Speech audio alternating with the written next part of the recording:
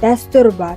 Олар өздерінің басында өзінің емес, қайтыс болған туыстарының шашын алып жүреді. Олардың ойынша туыстарының бар күші шаштарында болған. Себебі шаштың түбінде ДНК молекулалары орналасқан. Әр әйел өмір бойы өз шашын жинап, сосын ата-бабаларының шашына қосып қояды.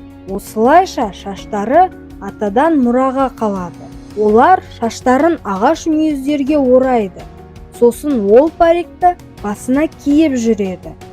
Бұл таңғаларлық парикті әр әйел тағып жүруі тиіс. Көптеген адамдар арық және сымбатты болғысы келеді.